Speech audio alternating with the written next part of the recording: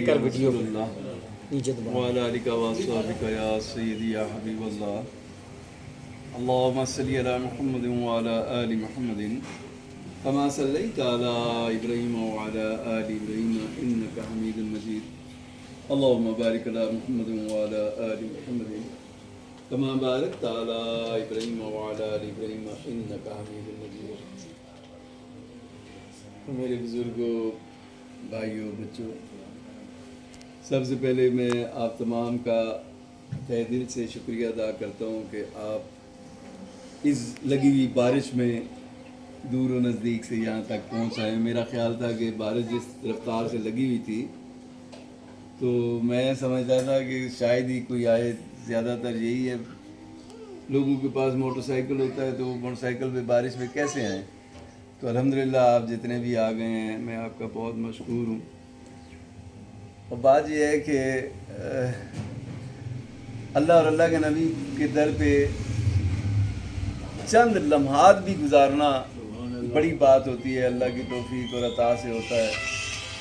तो मैं इस बात पे हमेशा नाज़ां रहता हूँ कि गुज़श्ता 22 सालों में सिर्फ 2 साल कोरोना के ऐसे थे जब मैं रमज़ान शरीफ उधर नहीं गुज़रा, वरना हर रमज़ान अल्लाह और अल्लाह के महबूब नबी के दर पे गुज़रता है और ये उन्हीं की करम नवाजी से होता है।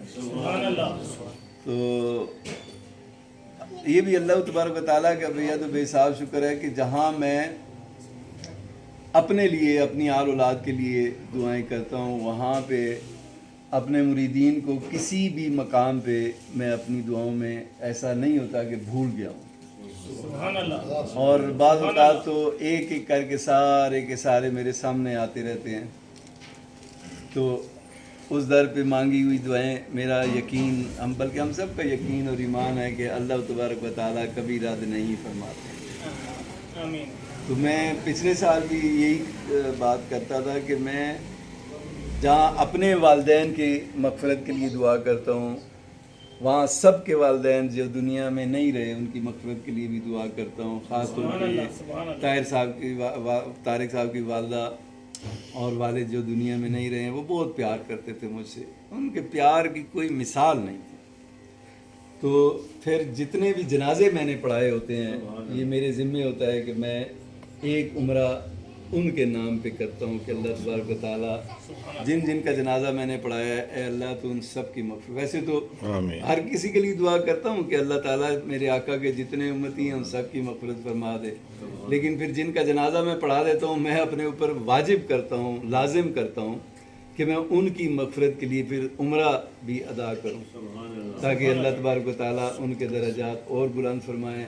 बशरियत के तकाज़े होते हैं, कोई गलती भी हो जाती, कोताही भी हो जाती होगी, गुनाह भी होता होगा, तो लेकिन बात यह है कि अल्लाह के और अल्लाह के नबी के दर पे मांगी जाने वाली दुआएं जो हैं वो रद्द नहीं होती हैं। तो इसलिए मैं ख़ुसूसी तौर पे फिर सब के लिए, तो मैंने कहा ना कि जिन जिन के वालिदैन अजीज़ व क़ारिब फ़ौत हुए हैं उन सब के लिए दुआ करता हूँ, लेकिन जिनका जनाजा मैंने पढ़ाया होता है वो मैं वाजिब अपने ऊपर करता हूँ कि मैं उनके लिए उम्रा लाजमी अदा करता हूँ।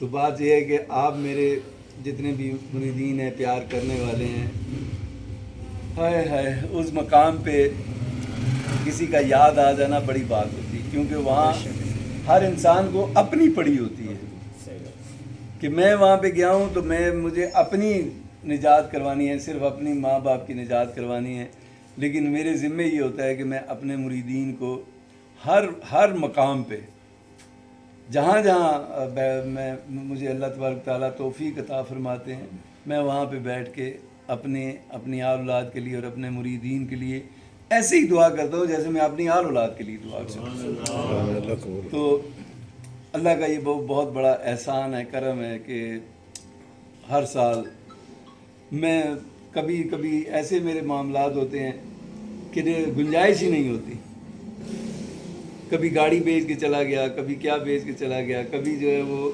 अल्लाह को सबब ऐसा बना देते हैं कि मेरे पैसे आ जाते हैं तो मैं उस जगह को छोड़ता नहीं हूँ रमज़ान में। सुभान अल्लाह। तो बात यह है कि वहाँ बैठ के मैं हमेशा एक जो दुआ कसरत से किया करता हूँ कि या अल्लाह मेरे जितने प्यारे हैं, मेरे मुरीद हैं, ये मेरे साथ इसी तरह रमज़ान शरीफ में यहाँ पे बैठ के تیرا اور تیرے محبوب نبی کا ذکر کریں، عبادات کریں پوری رات. اور آخری عشرہ جو ہوتا ہے نا جی، وہ تو آپ کی سوچ سے باہر ہے. ویسے تو ہر لمحہ وہاں پہ اللہ کی رحمت برستی ہے، نور برستا ہے، فرشتے حاضر ہوتے. 70,000 فرشتے روزانہ میرے نبی کے در پہ حاضر ہو کے سلام عرض کرتے ہیں. اور پھر وہ جو 70,000 ایک مرتبہ سلام کے لیے آ جاتے ہیں، دوبارہ ان کی باری پوری زندگی نہیں آتی، قیامت تک ان کی باری دوبارہ نہیں آئے گی. ہر دفعہ ہر روز نئے فرشتے آتے ہیں. تو اللہ تبارک و تعالیٰ نے انسان کو یہ توفیق عطا فرمائی ہوئی ہے کہ وہ بار بار اللہ اور اللہ کے نبی کے در کا وہاں پہ جا کے عبادت کرتا ہے، ذکر کرتا ہے، بیٹھتا ہے. تو آخری عشرے کے حوالے سے میں بات کرنا چاہ رہا تھا کہ آخری عشرہ ایسا ہوتا ہے. ویسے تو میں نہیں سوتا ہوں پورا رمضان، رات کو نہیں سوتا. تو آخری عشرے میں یہ ہوتا ہے کہ آپ افطاری کرتے ہیں، بمشکل آپ ہوٹل میں جا کے وضو تازہ کرتے ہیں، تھوڑا سا ریسٹ کرتے ہیں، ساتھ ہی عشاء کی اذان ہو جاتی ہے. عشاء پڑھنے کے لیے آتے ہیں تو ساتھ ہی تراویحیں شروع ہو جاتی ہیں. تراویحیں ختم ہوتی ہے 10:30 بجے رات کو یا 11:45 بجے. تو 12 تقریباً قیام اللیل شروع ہو جاتی ہے. قیام اللیل آخری 10 دن جو ہوتے ہیں نا جی، وہ تقریباً 12:15 12:30 شروع ہوتی ہے تو 2:30 بجے تک قیام اللیل پڑھائی جاتی ہے. تو یعنی مختصر یہ ہے کہ وہ پوری رات آپ کی عبادت میں گزر جاتی ہے. آپ بس اتنا ہی آپ کو موقع ملتا ہے کہ آپ تھوڑی سی دیر کے لیے جائیں، وضو تازہ کریں اپنے کمرے میں اور پھر واپس پہنچ جائیں حرم شریف. تو وہ نور کی برسات ایک تو ہوتا ہے نا، انسان سنتا ہے یا کہتا ہے. میں کہہ رہا ہوں جی وہاں نور کی برسات ہوتی ہے، آپ سن رہے ہیں کہ وہاں نور کی برسات ہوتی ہے. ایک ہوتا ہے کہ جہاں الحمدللہ آپ اپنی نگاہوں سے دیکھتے ہیں اور محسوس کر رہے ہوتے ہیں کہ ہاں اللہ کے نور کی رحمتیں میرے اوپر برس رہی ہیں. سبحان اللہ. تو وہ لمحات تو ایسے ہوتے ہیں کہ انسان کہتا ہے یا اللہ بس یہیں پہ میرا آخری ہو جائے، یہیں پہ میری جان نکل جائے. لیکن اللہ کے اپنے معاملات ہوتے ہیں. اللہ نے جس کو جتنی زندگی دی ہوئی ہے اس نے اتنی سانسیں لینی ہیں، وہ اتنا اس نے دنیا میں رہنا ہے. تو بات یہ ہے کہ یہ دنیا کچھ بھی نہیں ہے، یہ دنیا نہیں ہے کچھ بھی. اس کے پیچھے بھاگ کے وہ ایک مثال میں دیا کرتا ہوں نا کہ دیکھو جیسے منہ زور گھوڑا ہوتا ہے نا، جو اپنے سوار کو اوپر بیٹھنے نہیں دیتا، گراتا ہے، غصہ کرتا ہے، دولتیاں جھاڑتا ہے. تو جو ٹریننگ کروانے والے ہوتے ہیں نا اسے سائز کہتے ہیں. وہ ایسے منہ زور گھوڑے کو پھر بھگاتے ہیں، بھاگ. وہ تھک کے کھڑا ہونے کی کوشش کرتا ہے، وہ اسے اور مارتا ہے، بھاگ. اتنا اس کو بھگاتا ہے وہ ٹرینر جو اس کا ہوتا ہے کہ وہ ایک وقت آتا ہے کہ وہ منہ زور گھوڑا بالکل لاغر ہو کے کھڑا ہو جاتا ہے. تو وہ سائز اس کا جو ہوتا ہے وہ آرام سے اس کے اوپر کاٹھی ڈال دیتا ہے. سائز سمجھتے ہیں جو اس کو ٹریننگ کروانے والا ہوتا ہے، کاٹھی اس کے اوپر آرام سے ڈالتا ہے. وہ اس کو بس وہ ٹوٹ چکا ہوتا ہے وہ گھوڑا اس وقت. یہی صورتحال انسان کی ہے. جب انسان اللہ کے ذکر سے بھاگتا ہے، اللہ کی عبادات سے بھاگتا ہے، اللہ کی طرف دین کی طرف سے بھاگتا ہے، تو پھر اللہ اسے بھگاتا ہے. یہ جو میں نے بات شروع کی تھی نا کہ میں اپنے مریدین سے خاص طور پہ یہ کہا کرتا ہوں کہ اللہ کے لیے وقت نکالا کرو. تو جب انسان بھی منہ زور ہو جاتا ہے نا، اللہ کے احکامات کو بھلا دیتا ہے، نماز کی طرف توجہ نہیں کرتا، قرآن کی طرف توجہ نہیں کرتا، لوگوں کے حقوق مارتا ہے، لوگوں کے ساتھ زیادتیاں کرتا ہے، تو پھر اللہ اس منہ زور بندے کو بھگاتے ہیں. اللہ خود فرماتے ہیں نا کہ جب مجھ سے دور ہوگا، میرے دین سے دور ہوگا، تو میں تجھے دنیا کے امور میں الجھا دوں گا. اب وہ الجھانا کیا ہوتا ہے؟ الجھانا یہی ہوتا ہے کہ ہم صبح اٹھتے ہیں، بھاگ یہ کام کرنا ہے، وہ کام کرنا ہے، ادھر بھی جانا ہے، ادھر بھی جانا ہے، یہ بھی ہونا ہے، وہ بھی ہونا ہے. تو پتہ ہی نہیں چلتا، رات آ گئی، وہ بھی کام رہ گیا، وہ بھی کام رہ گیا، ادھر بھی نہیں جا سکا، ادھر بھی نہیں جا سکا، چلو جی صبح چلے جا سکا. تو آنکھ ایسے لگتی ہے تو بس آنکھ کھلتی ہے تو بندہ کہتا ہے ابھی تو نیند بھی پوری نہیں ہوئی، صبح ہو گئی ہے. تو وہ پھر بھاگتا ہے، چلو تیاری کرو، جلدی ناشتہ دو. بھائی گھر والوں کے پیچھے پڑا ہوتا ہے، ناشتہ دو جلدی کرو. وہ پھر بھاگتا ہے، پھر ویسے ہی سارا دن اللہ اس کو بھگاتا ہے بھگاتا ہے بھگاتا ہے. تو پھر ایک وقت آتا ہے کہ اس کے جب یہ جان نہیں رہتی نا جوڑوں میں، جسم میں جان نہیں رہتی، تو وہ سر پھینک کے بیٹھ جاتا ہے. ایک وقت وہ ہوتا ہے کہ وہ کہتا ہے میرے بغیر تو کچھ بھی نہیں ہوگا، میرے بغیر کے اسی جی.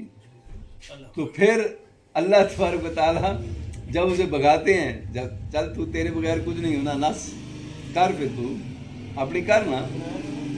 تو جب انسان وہ بھاگتا ہے، بھاگنا شروع کرتا ہے نا، اللہ اسے بھگاتا ہے. اس انسان منہ زور جو انسان ہو جاتا ہے، اللہ کے احکامات سے دور ہو جاتا ہے، وہ اس منہ زور گھوڑے کی مانند ہوتا ہے جو اس کا سائز اسے بھگاتا ہے. پھر اللہ بھی ایسے منہ زور انسان کو جو نہیں دیکھتا حلال کیا ہے، نہیں دیکھتا حرام کیا ہے، نہیں دیکھتا میں نے کسی کے ساتھ زیادتی کر دی ہے، نہیں دیکھتا کسی کا حق مارا جا رہا ہے، تو پھر اللہ اسے بھگاتا ہے بھاگ بھاگ. اور انسان کو پتہ ہی نہیں چلتا، پتہ بھی نہیں چلتا کہ کب اس کی جو ہے نا شام آ جاتی ہے. تو سارے پھر وہ کام کار چھوڑ کے بستر پہ پڑا ہوا ہوتا ہے، لاچار لاغر. کسی نے کھانا دے دیا تو کھا لیا، نہیں تو پڑا ہوا ہے لاغر سا. کوئی دوائی دے دی تو ٹھیک ہے، نہیں تو پڑا ہوا ہے بیمار. تو منہ زور مت بننا. میں اپنے مریدین سے یہ کہتا ہوں، منہ زور مت بننا. کچھ نہ کچھ اللہ کے ذکر میں رہنا. حاضری تو لگوا سکتے ہیں نا، پوری کلاسیں نہ لو نا جی، تو کم سے کم حاضری تے لگا دو، یا اللہ میں حاضر ہوں.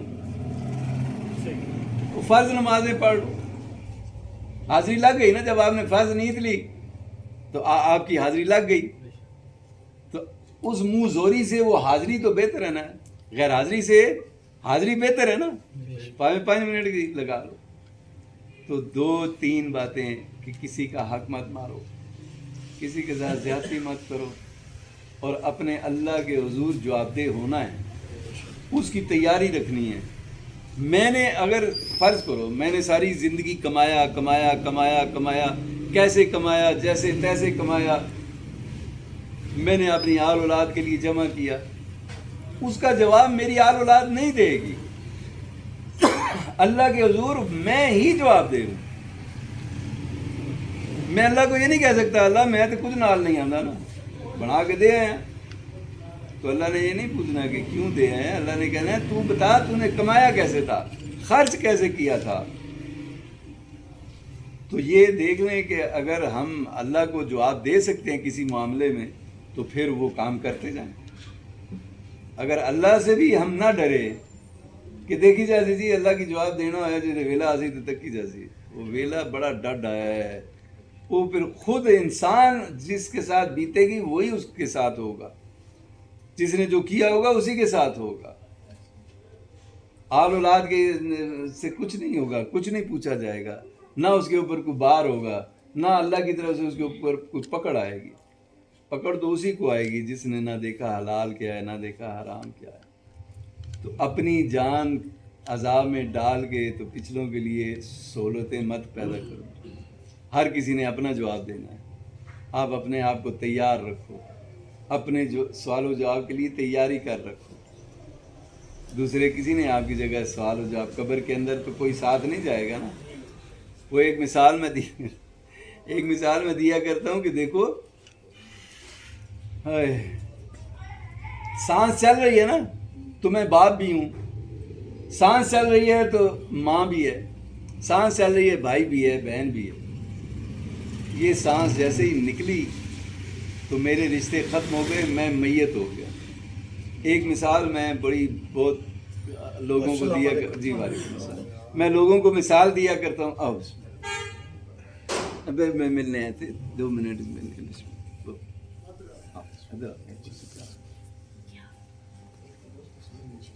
ایک مثال دیا کرتا ہوں نا. میری ساس صاحبہ جب ان کا آخری وقت تھا نا تو میں بھی اسپتال میں تھا. تو وہ نیک لوگوں کے معاملات ہی ایسے ہوتے ہیں. وہ اپنے بیٹوں سے کہہ رہی تھی کہ کلمہ پڑھو. ایک بیٹے کو انہوں نے کہا جی پہلے مجھے نعت سناؤ. وہ نعت سنا رہا تھا، وہ بہت پیار کرتا تھا ماں سے. نعت سناؤ، وہ نعتیں سنا رہا تھا. پھر باقی جب اکٹھے ہوئے تو انہوں نے کہا کلمہ پڑھو. اب وہ جو کلمہ پڑھ رہے تھے نا تو میں خود دیکھ رہا تھا کہ ان کا لفظ جو ہے نا وہ چل رہے تھے لا الہ الا اللہ محمد رسول اللہ لا الہ الا اللہ. اب وہ جو بیٹا تھا نا اس نے دیکھا کہ طبیعت خراب ہو رہی ہے تو وہ بھاگا ڈاکٹر کی طرف. جتنی دیر میں ڈاکٹر کو لے کے آیا اس نے آ کے چیک کیا تو اس نے کہا جی یہ اب فوت ہو گیا. بہرحال وہ مختصر بات جو میں کرنا چاہ رہا تھا کہ جب وہ پتہ چلا کہ جی اب ڈاکٹر نے ڈکلیئر کر دیا کہ یہ فوت ہو گئے ہیں تو وہ کہتا ہے اب جا کے نا گاڑی والے کو لینا ہے جو میت لے کے جائے گا. تو وہ جا کے میں بھی ساتھ ہی تھا تو اس کو ڈرائیور کو کہتا ہے یار وہ نا فلاں جگہ جانا ہے. تو انہوں نے کہا جی مریض لے کے جانا. نہیں مریض نہیں لے کے جانا, میت لے کے جانی. چند لمحے پہلے جو ماں ماں ماں ماں ماں کا رہا تھا نا, یہ سانس ادھر سے نکلی تو اس نے ماں کہنا چھوڑ دیا, میت ہو گئی اس کے. تو ہمارے ساتھ بھی تو یہی ہونا ہے نا. پھر میرا اور آپ لوگوں کا حساب اپنی اپنی جگہ, کوئی کسی کی جگہ کوئی حساب نہیں دے گا. اپنے لیے عذاب مت پیدا کرو, اپنے لیے سوچ کے رکھو کہ جب ہم نے جانا ہے تو حساب میں نے دینا ہے, کسی اور نے نہیں دینا. مت اپنی قبر کے اندر آگ پیدا کرو, مت حرام کے ذریعے سے اپنے پیٹوں میں آگ پیدا کرو. حلال کھاؤ, تھوڑا کھاؤ. تو جواب جو ہے وہ میں نے ہی دینا ہے, کسی اور نے نہیں دینا. تو اس لیے میں اپنے سارے مریدین سے بار بار یہ کہتا ہوں کہ دیکھو اپنا جو کچھ کماؤ گے نا, جو کچھ کھٹی نے وہی تسی جواب دے سو گے. تو بہرحال اللہ سے دعا کرتے ہیں کہ اللہ تبارک و تعالی ہم سب کو عمل کی توفیق عطا فرمائے کہ ہم جب اللہ کے حضور پیش ہوں تو ہمارے چہروں پہ شرمندگی نہ ہو. یہ نہ ہو کہ ہم جب نبی پاک صلی اللہ علیہ وسلم کے سامنے پیش ہوں تو ہم یہ کہیں کہ جناب علی اب کیا کریں. جزاک اللہ بیٹھو. تو جو نبی پاک صلی اللہ علیہ وسلم نے سوال ہی کر لیا. اب ایک مثال میں دیا کرتا ہوں کہ میں اگر حلیہ ہی نبی پاک صلی اللہ علیہ وسلم کے بتائے ہوئے طریق کے مطابق نہیں ہے تو میں بے شک جا کے کہوں گا یا رسول اللہ میں آپ کا امتی ہوں. تو آپ نے تو مجھے دیکھنا ہے نا کہ اس کا تو حلیہ میری طرح نہیں ہے, یہ میرا امتی کہاں سے آ گیا. اور پھر آخری بات اب کرتا ہوں, ایک ہی بات جو حدیث میں مجھے یاد آتی ہے اور مجھے وہ بہت پسند بھی ہے کہ ایک دفعہ صحابہ کے جیسے ہم یہاں پہ بیٹھے ہوئے نا تو صحابہ کرام آپ صلی اللہ علیہ وسلم کی خدمت میں حاضر تھے تو روز محشر کے اوپر بات ہو رہی تھی کہ روز محشر ساری کائنات وہاں پہ جمع ہوگی, حساب کتاب ہوگا اور یہ ہوگا. آپ صلی اللہ علیہ وسلم سارا بیان فرما رہے تھے. تو ایک صحابی جو ہیں وہ کھڑے ہو گئے, یا رسول اللہ صلی اللہ علیہ وسلم کائنات کے تمام انسان آدم علیہ السلام سے لے کے قیامت کے آنے سے پہلے تک کا بندہ وہاں پہ موجود ہوگا حشر کے اندر. یا رسول اللہ صلی اللہ علیہ وسلم آپ کیسے پہچانیں گے کہ آپ کا امتی کون ہے, کون سا آپ کا امتی ہے اس پوری مخلوق میں. اب یہ بات میں بار بار اس لیے کرتا ہوں کہ یہ آپ لوگوں کے لیے نصیحت ہے کہ اگر ہم چاہتے ہیں کہ میرے نبی دور سے ہمیں پہچان لیں تو پھر ہمیں اس بات پہ عمل کرنا ہے. تو صحابی نے سوال جب کیا کہ یا رسول اللہ آپ کیسے پہچانیں گے کہ آپ کے امتی ان میں سے کون ہیں, تو رسول اللہ صلی اللہ علیہ وسلم نے فرمایا اے صحابی دنیا کے اندر جو میرا امتی میری سنتوں پہ عمل کرتا ہوگا, نماز کی پابندی کرتا ہوگا, جو وضو کرتا ہوگا اور اس وضو کے اعضاء پہ جہاں جہاں پانی پڑتا ہے قیامت کے دن ان اعضاء پہ اللہ کا اتنا نور برس رہا ہوگا کہ میں دور سے پہچان جاؤں گا کہ یہ میرا امتی ہے. میں فرشتوں سے کہوں گا اسے میرے پاس. اب اگر میں نے دنیا میں نماز پڑھی ہی نہیں ہے, وضو کیے ہی نہیں ہے, تو میں بے شک سامنے بھی جا کے کھڑا ہو جاؤں یا رسول اللہ میں آپ کا امتی ہوں, تو آپ نے فرمانا نہیں ہے کہ تیرے ان اعضاء پہ تو اللہ کا نور ہی نہیں ہے. اگر تو نے میری سنت پہ عمل نہیں کیا, میرے احکامات پہ عمل نہیں کیا, تم میرے امتی کہاں سے آ گئے. تو یہ سوال و جواب کا سلسلہ شروع ہونے سے پہلے تیاری اپنی رکھنی ہے کہ جب ہم اپنے محبوب نبی کے روبرو پیش ہوں تو ہمارے چہروں پہ ندامت نہ ہو. جب صلی اللہ تعالیٰ علیہ وسلم سوال کریں تو پھر ہمارے پاس اس کا کوئی جواب ہی نہ ہو تو ہم کیسے کہیں گے یا رسول اللہ شفاعت فرما دیجئے. شفاعت تو اسی کی ہوگی نا جس نے دنیا میں رہ کے نبی پاک صلی اللہ علیہ وسلم کے احکامات پہ عمل کیا ہوگا, دین پہ عمل کیا ہوگا, اللہ کے احکامات پہ عمل کیا ہوگا. تو عمل ہی سارا کچھ ہوتا ہے, عمل سے زندگی بنتی ہے, جنت بھی جہنم بھی. یہ خاکی اپنی فطرت میں نہ نوری ہے نہ ناری ہے. وما علینا الا البلاغ المبین. آئیے رب العالمین والصلاة والسلام علیکہ یا سیدی یا رسول اللہ وعلی آلہ واصحابہ یا سیدی یا حبیب اللہ. اللہم صلی علی محمد وعلی آل محمد کما صلیت علی ابراہیم وعلی آل ابراہیم انک حمید مجید. اللہم بارک علی محمد وعلی آل محمد کما بارکت علی ابراہیم وعلی آل ابراہیم انک حمید مجید. اے رب رحیم, اے رب کریم, تیرا بے حد حساب شکریہ اللہ, تیرے فضل و کرم, تیری عطا سے آج میں رمضان شریف کا مہینہ تیرے محبوب نبی کے در پہ گزارنے کے بعد آج میری واپسی ہوئی ہے. یا اللہ میں جتنا بھی تیرا شکر ادا کروں کم ہے. یہ سب تیرے کرم کی باتیں ہیں, تیرے فضل کی باتیں ہیں. اے اللہ میں تیرا شکر گزار ہوں, میں تیرا شکر گزار ہوں کہ تو 20-22 سال سے ہر سال مجھ پہ یہ کرم کرتا ہے. اے اللہ جیسے تو میرے پہ یہ کرم کرتا ہے اللہ, آج یہ جتنے اٹھے ہوئے ہاتھ یہاں پہ موجود ہیں, میرے جتنے بھی مریدین ہیں, پیار کرنے والے ہیں, اللہ تو اسی طرح ہر سال ان سب کو اپنے اور اپنے محبوب نبی کے در پہ حاضر ہونے کی توفیق عطا فرما. یا رب العالمین جتنے یہاں پہ موجود بیمار ہیں, گھروں میں ہیں یا اسپتالوں میں ہیں, یا اللہ روحانی طور پہ بیمار ہیں, جسمانی طور پہ بیمار ہیں, اللہ کریم ان سب کو شفائے کاملہ اور عاجلہ عطا فرما. آمین. اللہ ان کی تکلیفوں کو راحت میں بدل دے. یا اللہ ان کی بیماریوں کو شفا میں بدل دے. آمین. یا رب العالمین جتنے قرض دار ہیں ان کے قرضوں کو دور کرنے میں اپنے غیب کے خزانوں سے ان کی مدد فرما. آمین. یا رب العالمین جن کے کاروبار میں کوئی تنگی رکاوٹ آ گئی ہے اللہ ایسے تمام لوگوں کے کاروبار میں دن دگنی رات چگنی ترقیاں عطا فرما. آمین. یا رب بے شمار قرض دار مجھے جو اپنے قرضوں کی وجہ سے پریشان ہیں, مجھے بار بار کہتے ہیں آقا جی دعا کریں, آقا جی دعا کریں.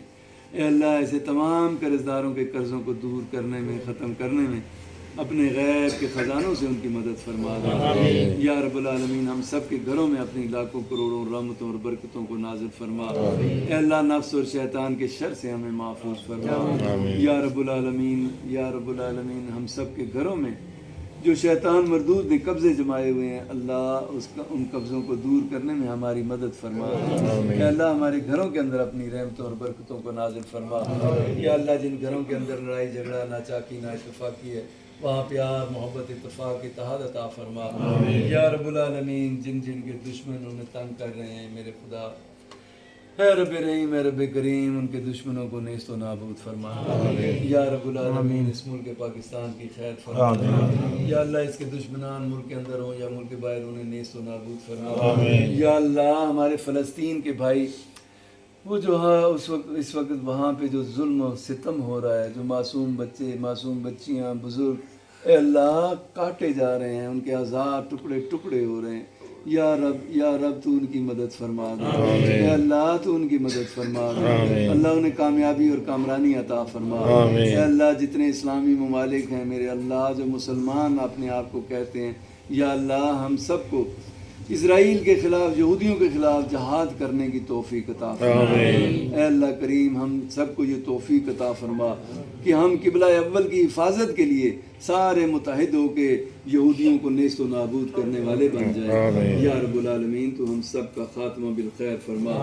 یا اللہ ہم سب کا خاتمہ بالخیر فرما. اللہ کریم دنیا سے جب جانے لگے ہیں تو زبان پہ لا الہ الا اللہ رسول اللہ صلی اللہ تعالی علیہ وسلم جاری و ساری فرما.